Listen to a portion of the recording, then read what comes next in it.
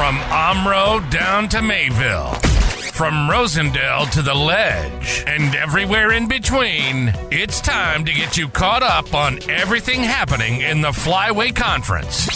This is the Flyway Focus Sport Report, your home for the best whip-around coverage of your favorite local teams. Now, with all the latest, here's Jordan King. Good Tuesday morning to you. Level 3, the state quarterfinals, coming up on Friday for both Lomira and Mayville. This morning, we take a closer look at the Cedar Grove-Belgium Rockets, Lomira's opponent, coming up this week. Cedar Grove-Belgium is the number 1 seed and reached level 3 with wins against Valders and Howards Grove here in the postseason. The Rockets are 9-3 on the season. Back in week 1, they were ranked 10th in the D6 poll. Since then, have not been ranked all season long. Compare that to the Lions, which have been ranked several times quite highly in Division 5. CGB is one of the better passing teams you're going to find. Their quarterback, Carter Schmitz, has thrown for 1,561 yards and 23 touchdowns on the season. His top target is junior receiver Griffin Knight. Knight has 32 receptions for 736 yards, also 12 touchdowns. Nolan Aponte is the second leading receiver with 254 yards and 4 scores. Add up both Knight and Aponte, they've got almost 50 receptions between the two.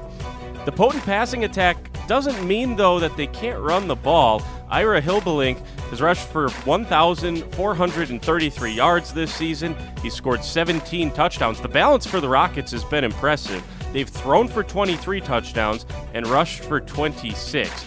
Defensively, Jackson Foster is the Rockets' top player. Senior defensive lineman has 90 tackles, 16 of those coming for loss. He also has 3 sacks on the season, and he's also forced 2 fumbles, recovered another 2 fumbles, and has a pick 6 on the year. Just an impressive player for the Rockets. He's a possible game wrecker on that side of the ball if you give him a chance. We told you about Griffin Knight as the top receiver. He's another player to watch on defense as well in the secondary. Knight has 6 interceptions on the season, showing off those excellent hands that he has. He also has a scoop and score fumble recovery earlier this year.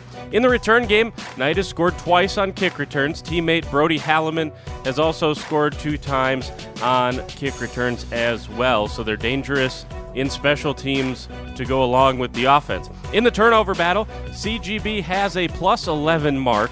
The Rockets have turned opponents over 25 times compared to the 14 that they have committed. Any common opponents? Yes. Back in week 1, you'll remember Cedar Grove-Belgium lost to Mayville 33-28. The Cardinals turned the Rockets over 3 times in that game. The only other common opponent was Manitowoc Lutheran. The Rockets beat them handily early in the season. Some have questioned the strength of the Big East Conference outside of Big East play. The Rockets are just 1-3.